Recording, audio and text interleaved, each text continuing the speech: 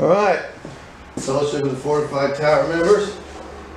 Okay, so this is, I'm going to basically just show you how I go about rigging my gear and figuring out what it is I need, okay? And this is just sort of an SOP for a lot of different units, and what we did was we just laid our poncho out and put all of our gear on the poncho in some sort of orderly fashion so we could check it out, inspect it, make sure we had all the items that were on our load list, okay? And when we load our gear, some units dictate that you load your gear all the same. Everybody puts their stuff in the pack the same exact way, so in the event you know, a guy loses his pack and he comes across another guy that is a casualty or whatever, he knows where to find the stuff in that pack. So that's kind of how the reason for that.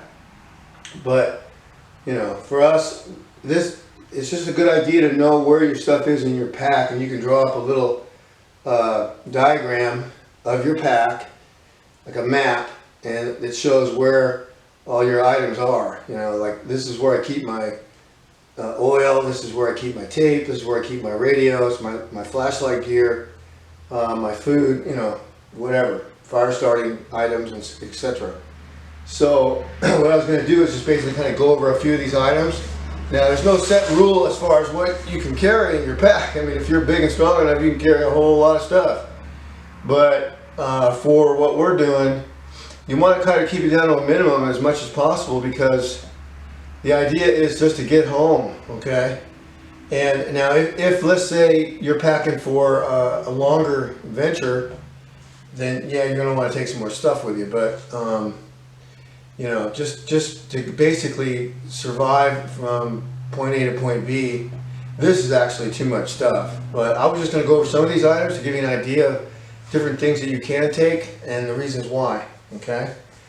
Now, let's say you're in your vehicle and your vehicle is deadlined, okay, it don't work, and you gotta walk, right?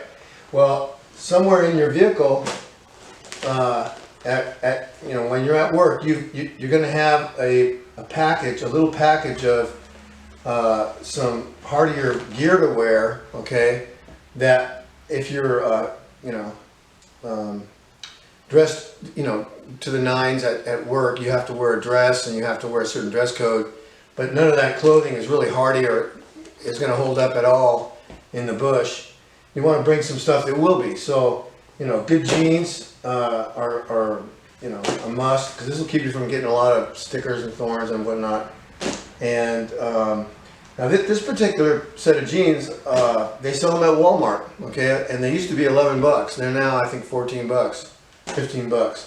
But they are just their generic brand. They're not anything fancy, okay? They're, I think, you know, but I'll tell you what, I've been wearing jeans all my life, and we used to buy Levi's or Lee's or Wranglers or whatever. But these jeans, you know, for what you pay for them, you in a way you really can't beat it, because they're made pretty well and they hold up pretty good. And I'm really hard on jeans, because I'm under this and inside that and in attics and under houses and, you know, whatever. And I have a tendency to tear them up pretty good. So I can tell you that these are pretty darn good jeans for what you're paying. And another good thing to have would be a good pair of boots, okay? Because you know, you're going to be in the bush, and these will hold up, okay? These aren't cold weather boots, you know, but they are insulated a little bit.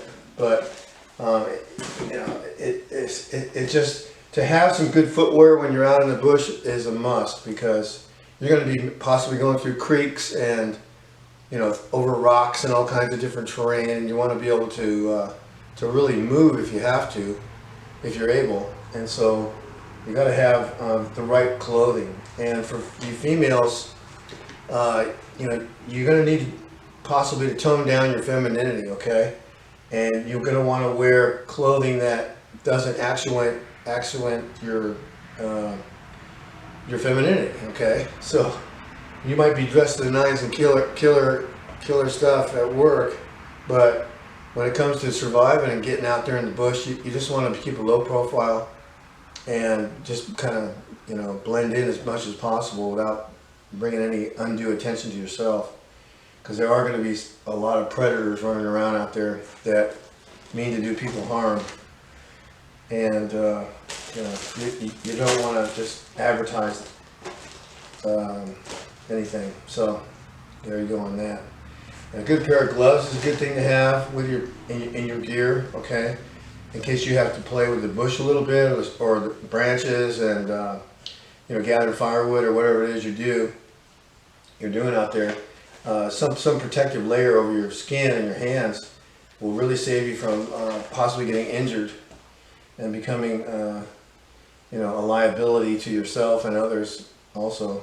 But cold weather gear, you know, I've got some, they call these Poly Pro, and I don't have some of this stuff in bags, but I would generally put it in some sort of waterproof container, and if not everything, into one big waterproof bag, and then stuff that bag, you know, or keep the bag in the ruck and then just put everything in that bag and then wrap it up and tie it off.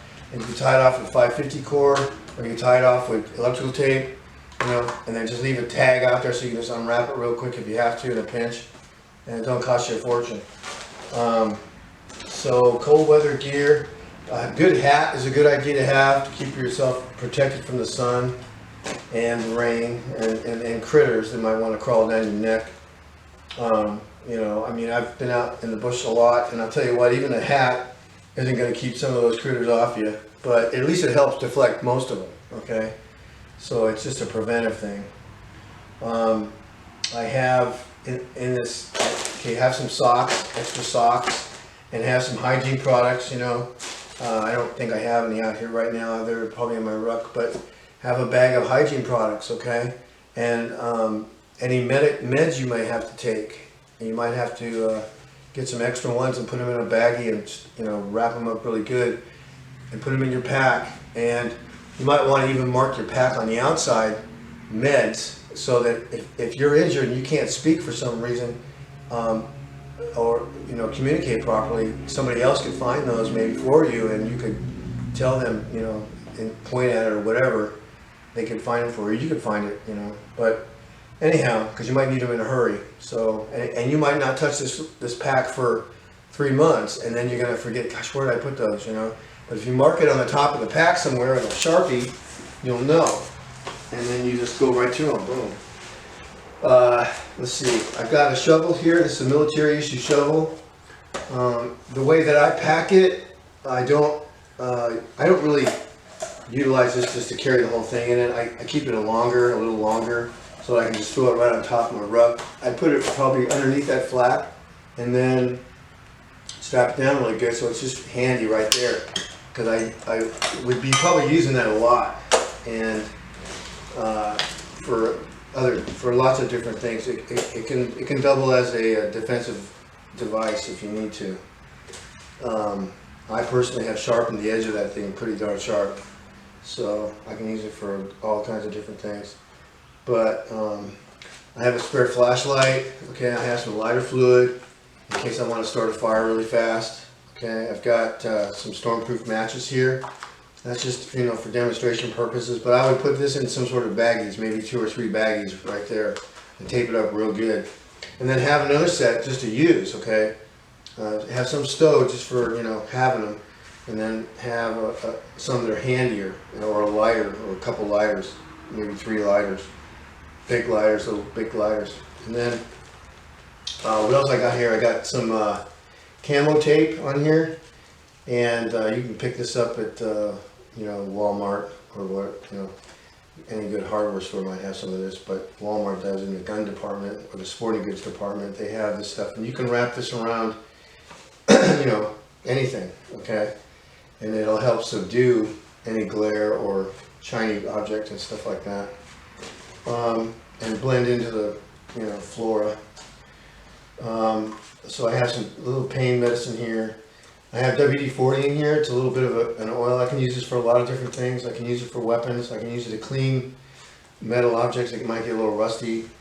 and you know, it has 1,000 uses. You can actually spray this too, and it'll ignite if you put a match in front of it and you have a simple torch. I wouldn't recommend maybe doing that, but you could practice and see. But it does work. And I also have I have some silicone here, some RTV silicone. It has a lot of uses, and I just like to have it with me because I end up a lot of times wishing I did have it with me for some reason or another. Now I have here also, I have a night vision scope in this little bag right here, and I always like to have that with me wherever I am, because I like to be able to see out at night what the heck's going on out there in the dark. And it's just a good handy thing to have. Now this unit, it cost me probably about 120, 140 bucks at Big 5. They sell them all over the place. You can get them online, and they don't have to be, you know, super high speed. I mean, as long as you can see clearly at night through it, a couple hundred yards away from yourself, you know, it'll do the job, and you'll be able to see what's moving on, what's moving around out there before you proceed, and it'll just give you a heads up, you know, before something might be on top of you. So I have a little headlamp. These are really great for a lot of different things, but you know, they will give you away if you use them too much, and you have to be discreet about how you use it. But you know, if you're in an enclosed cover, or like a thick tent or something like that, or in a niche in a hillside or whatever, these will really come in handy. But they will wreck your night vision, your natural night vision, and you want to try to maintain that as much as possible. And what we used to do was keep one eye closed whenever we were using that, something like that. We just keep one eye closed all the time, and that way our night vision wasn't wrecked. Or if a vehicle drove up on us, we'd just keep one eye shut, so that we always had one eye that was somewhat attuned to the dark. Okay, so there's a lot of odds and ends in here. I've got some extra tape. I've got some extra shoelaces in here. I've got a little bit of gun clean kit here. Extra socks, more socks. And I've got an ace bandage in here so that I can wrap myself up real quick if I have to, and strap up a wound or whatever really quick. I've got 550 cord. I got some extra 550 cord, and I've daisy chained it together, so it's really easy to get access to it. You just find the... Alright, so I'll keep going where I left off. I was talking about 550 cord. Okay, and anyway, so you do is you grab the end of it that you stopped at and undo the knot and pull on it, and it just undoes like a daisy chain. People use them for power cords and things like that too, but it works pretty well with that, and that way it doesn't get all knotted up and, you know, become a pain to try to unravel. So I always keep a little bit of that, and then I have a couple that are already pre-cut for things like tying up a bundle, tying up a poncho or a poncho liner in a nice little tight bundle, so I can just shove it in my pack. And or like a desert parka or something like that I could strap on the side of the pack and just have it handy, so then I can just pop it loose off my pack, and I can bungee it down with you know, these little bungees, or you know, some smaller bungees. These happen to be a OD green color, which is nice because they just blend into everything.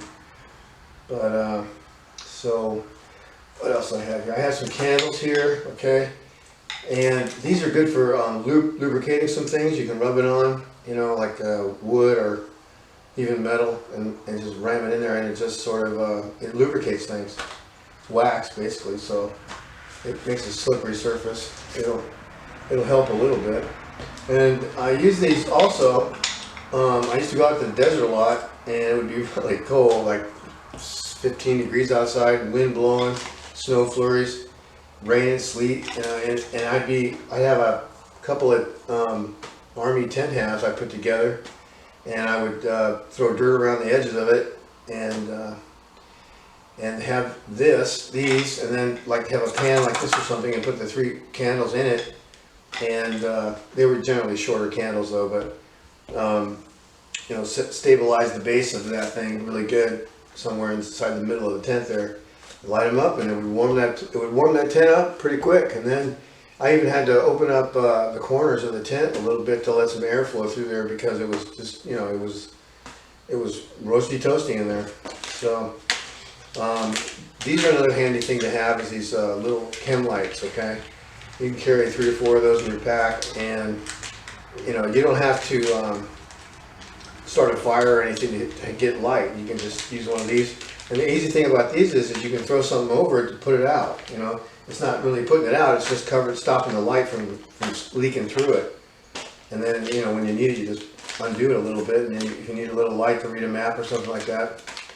And they make these also smaller, like little tiny pellet sized, so you can use them for reading your maps and things like that in the dark. I've got a pack of batteries here for the flashlights and for the radio, and you know, a pack like this is a little heavy. I probably carry about half this many, but you know, at least you've got some backup power for your devices, your flashlights and such. Let's see, I've got a little bit of this is corned beef. Okay, it's a little food here, and I like to use the beanie weenies in this, and maybe some canned fruit. And let's face it, you know, when push comes to shove, you're going to be throwing cans, okay, because you're going to have probably cans of food you got at the store, and that's what you're going to be eating, unless you purchase a whole bunch of freeze-dried stuff, but that takes a lot of water. This stuff you can just open it up and eat it right now, and that's why I like it. And you know, corned beef and Spam and this, you know, basic lunch meat stuff. This was the kind of thing that they used in the Civil War, to, you know, for sustenance during many battles, and they used this stuff called hardtack, and it was just basically salted pork and stuff. So you know, corned beef hash or corned beef is good. It's got, you know, some solidity to it, and it'll keep you going. But you got to have a little fruit in there, and you know, you could eat you know, all kinds of things, but you want something that's basically, you know, kind of dense, and it's going to hang with you. MREs are okay, but I wouldn't get in the habit of eating too many of those in a row if you can help it, because they just make it uncomfortable to be you know, passing and stuff later. It's really grim. Anybody that's been in the military can tell you that. So that's why we always used to augment our gear with our own food, because you know, just having a constant diet of that for 2 or 3 days, 4 days, whatever, out there in the field is just no fun. So I have a Bible in here. I have a little Bible. Carry that with me wherever I go, and I've got a little radio, and I can pick up news. You know, if the stations are still working, FM, AM. I'd like to get a little tiny short wave.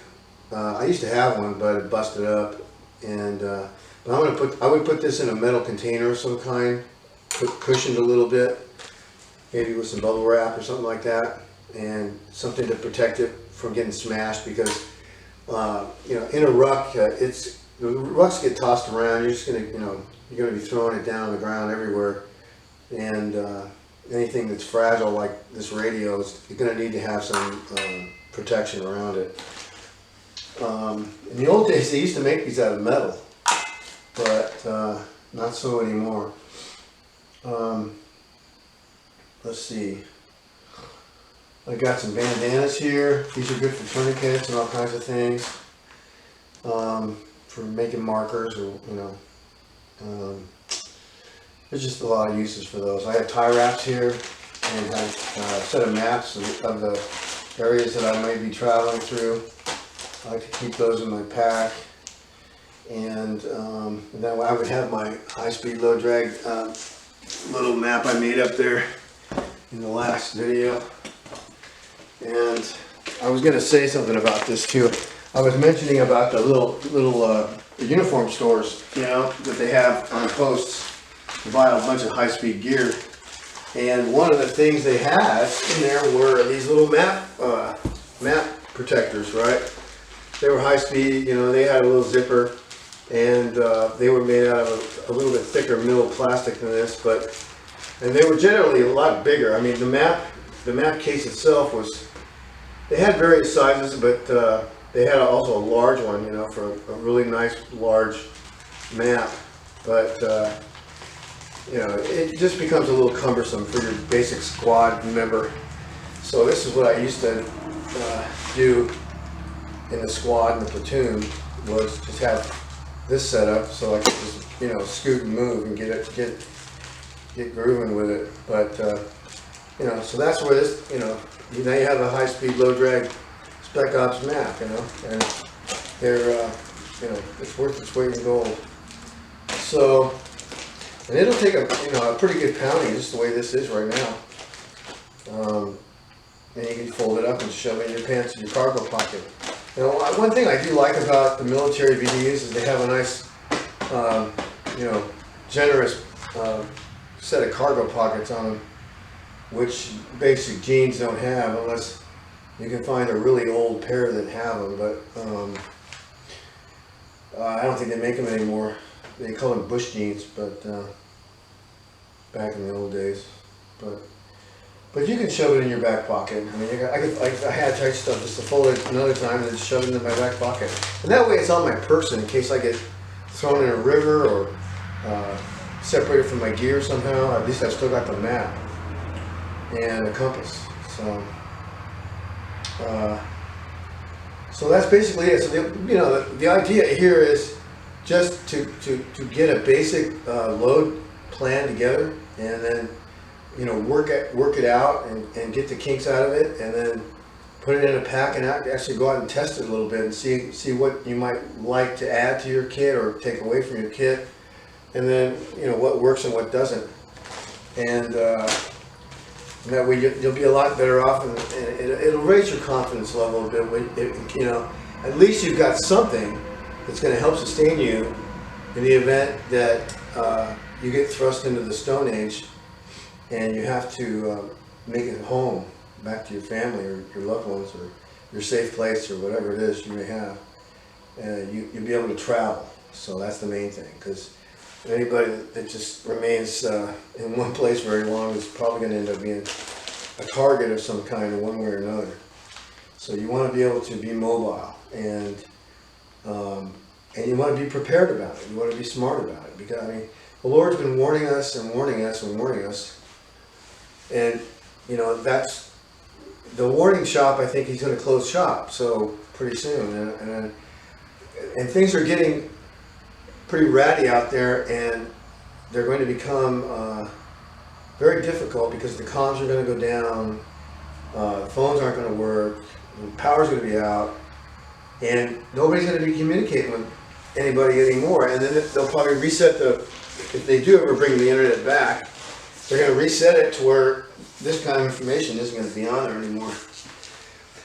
Another place to find, you know, information as far as on the medical end, like first aid kits and stuff like that are ready to go, is Viking Preparedness.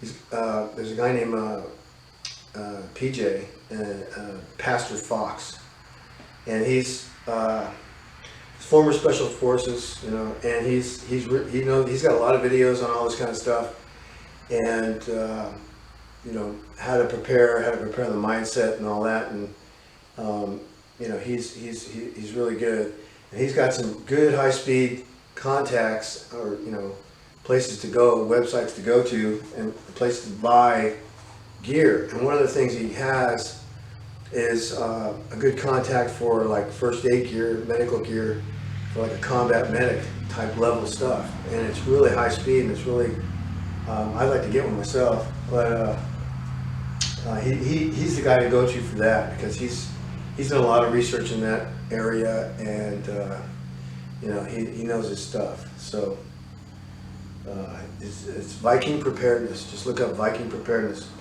and he's a nice little guy. He's about my age. So anyhow, so I came across something. I thought I'd read it, and it kind of has to do with this. and it says, if history teaches any... All right, let me finish that up because it was worth it. All right, so something I came across. Okay, so if history teaches anything, it teaches self-delusion in the face of unpleasant facts is folly. Well, Ronald Reagan said that, and another guy a few hundred years ago named Patrick Henry said something similar. He said, "For my part, no matter what anguish of spirit it may cause me, I would know the truth, all of it, and provide against it." And those words ring all the way up to this day. And you know, we're at the point of history right now where you know, all this is culminating. So it pays to be prepared. I mean, the motto of a Boy Scout has always been be prepared, and you know, and that goes for everyone, you know, nations included. But we're just going to be in for some rough ride here, and the more you can do to equip yourself for that in the physical and the spiritual, okay, the better off you're going to be. And the bottom line is, you know, when it comes down to the bottom line, it's just don't deny him. Don't deny him. No matter what happens and no matter what they do. And they're going to do some pretty dastardly evil things. So, anyhow, so this is Mini Round signing off for now. And I'm going to do a little demonstration on fire starting.